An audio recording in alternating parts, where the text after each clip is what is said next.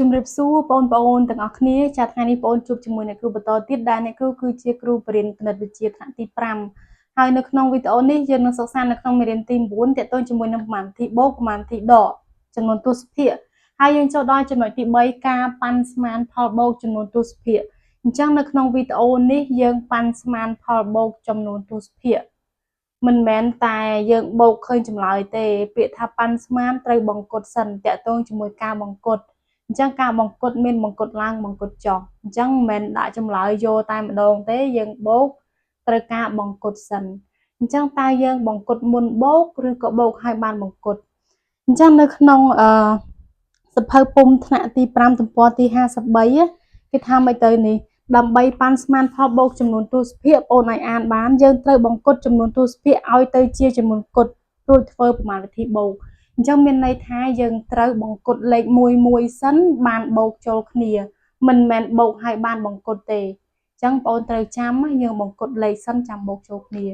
ឡូវអ្នកគ្រូនឹងចាប់ផ្ដើមកាយឲ្យយើងមើលបងអាចមើលការកាយជាមួយអ្នកគ្រូបានអញ្ចឹងកន្លែងហ្នឹងត្រូវការបង្កត់សិនយើងដាក់ប្រមាណវិធីនៅកន្លែងនេះណា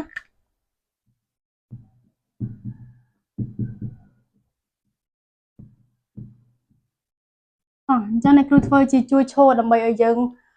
ឃើញចម្លើយព្រោះជួរដីអាចបូកបានទេអញ្ចឹងត្រូវការបូកជួយឈរតែមុននឹងបូកត្រូវការបង្កត់សិនបងប្អូនត្រូវចាំគេប្រាប់ថាអញ្ចឹង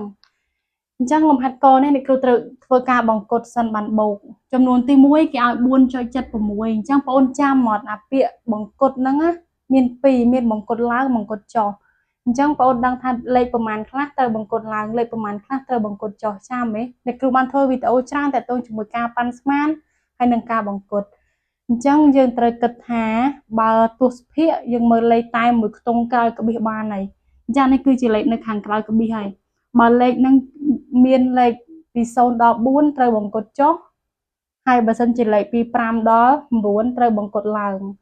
អញ្ចឹងយើងមើលលេខបើយើងមានលេខប្រមាណនេះលេខ7អញ្ចឹងលេខ7ត្រូវបង្កត់ឡើងណា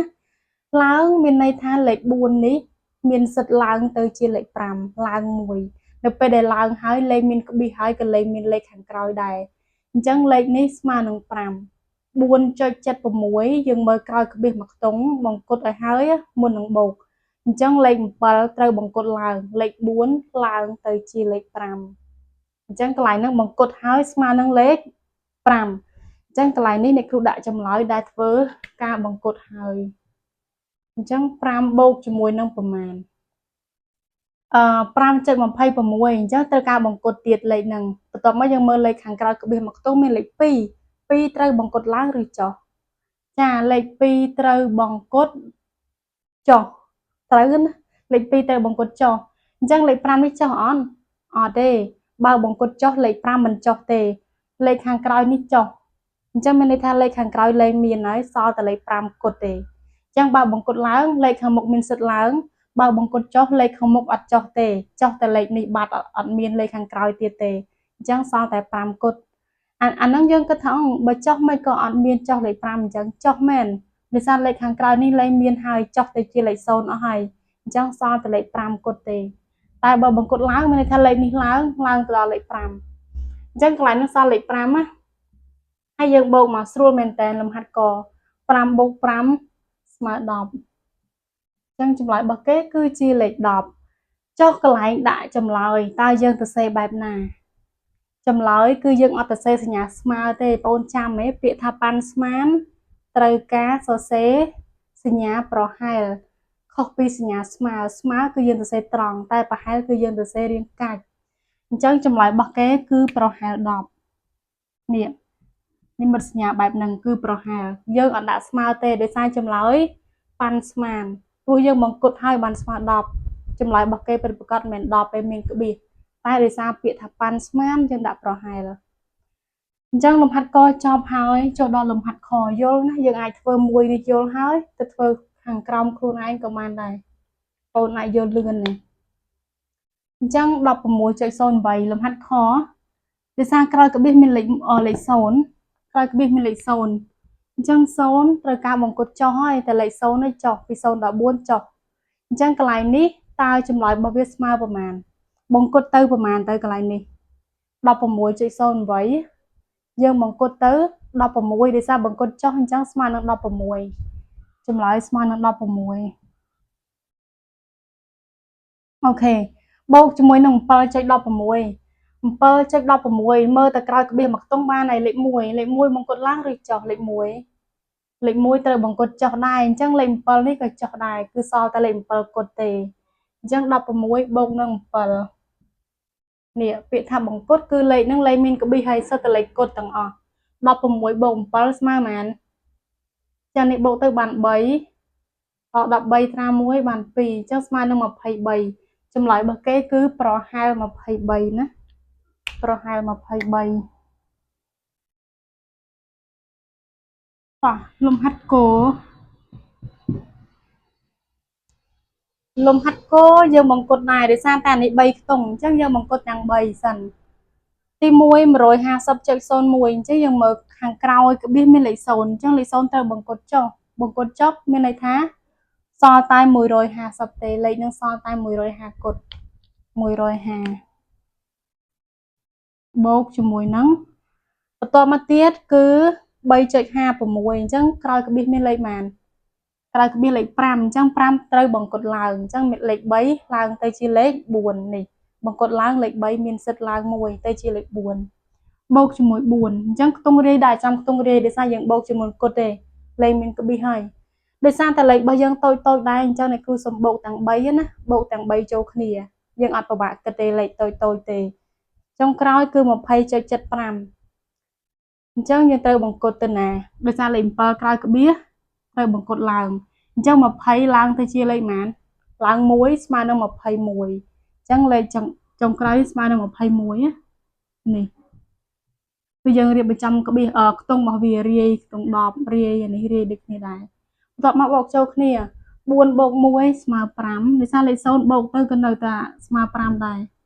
5បូក2ស្មើ7 1ទម្លាក់ចុះក្រោមអញ្ចឹងស្មើនឹង175ចម្លើយទី3ប្រហែល175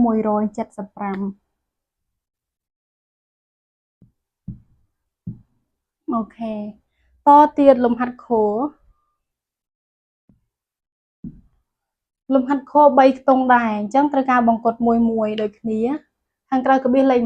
7លេខ7ត្រូវបង្កត់ឡើងអញ្ចឹងមានន័យថាលេខ7ត្រូវបង្កត់ឡើងលេខ6ឡើងទៅជា7អញ្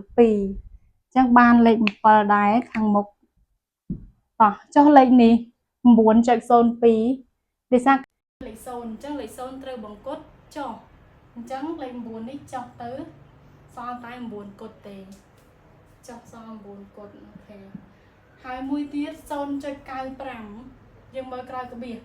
ខាងមុខក្បៀសលេខប្រហែលលេខទៅនឹងខ្វល់ខាងក្រោយក្បៀសគឺលេខ9មើលតែមួយខ្ទង់បានហើយមិនបាច់ចាំមើលដល់លេខ5ទេមើលតែលេខ1ខ្ទង់នេះបានហើយអញ្ចឹងលេខ9ឡើងឬចុះឡើងអញ្ចឹងឡើងខាងមុខឡើង1អញ្ចឹង0ឡើងទៅជាលេខប៉ុន្មានឡើងទៅជាលេខ1ណាពី0ឡើងបាន1ខ្លាយជាលេខ1អញ្ចឹងបូកជាមួយ1តោះ9បូក7ស្មើ16បូក1ស្មើ17អូខេអញ្ចឹងចម្លើយប្រហែល17ចម្លើយខប្រហែល17ហើយលំហាត់ងចុងក្រោយអ្នកគ្រូសុំលុបមួយវាសារយើងអស់កន្លែងឬក៏យ៉ាងដាក់ទៀតនេះក៏បានដែរលំហាត់ងតោះបងគុណមកស្មើប៉ុន្មានសរសេរពណ៌ខុសគេខ្លាចច្រឡំណាអញ្ចឹង16.58ខាងក្រោយក្បៀសលេខប្រមាណមានលេខ5អញ្ចឹងលេខ5ត្រូវបង្កត់ឡើងបង្កត់ឡើង16ឡើងទៅជាលេខ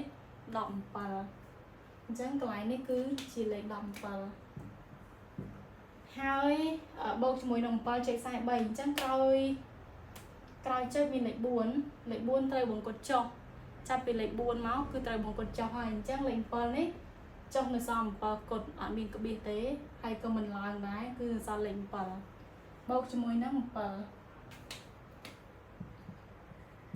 ចុះចុងក្រោយបូកចុងក្រោយមួយទៀតណា 9.78 អញ្ចឹងឃើញថាលេខ7នៅខាងក្រោយក្បៀសលេខ7ត្រូវបង្កត់ឡើងអញ្ចឹង9នេះមានសិទ្ធឡើង1ស្មើនឹង10អញ្ចឹង9ឡើងទៅជាលេខ10លេខ10គឺយើងដាក់លេខកន្លែងនេះមក ហើយយើងបោកចូលគ្នាដាក់ឲ្យចំខ្ទង់មកវាមកដាក់ឲ្យចំអញ្ចឹង7បូក7 14 14បូក0ក៏14ដែរសរសេរលេខ4ត្រាទុក1 1បូក1 2 2បូក1 3អញ្ចឹងចម្លើយចុងក្រោយគឺប្រហែល34ចាអស់ហើយលំហាត់របស់យើងអញ្ចឹងប្រហែល34អញ្ចឹងលំហាត់ទាំង5នេះយើងមិនគ្រាន់តែបូកទេប៉ុន្តែយើងបង្កត់ទៀតតកតទៅជាមួយការប៉ាន់ស្មានអញ្ចឹងវីដេអូយើងបញ្ចប់ប៉ុណ្ណឹងសង្ឃឹមថាបងអូនមើលហើយនឹងយល់ពី5លំហាត់នេះអរគុណសម្រាប់ការតាមដានមើលវីដេអូរបស់អ្នកគ្រូជួបគ្នាវីដេអូក្រោយ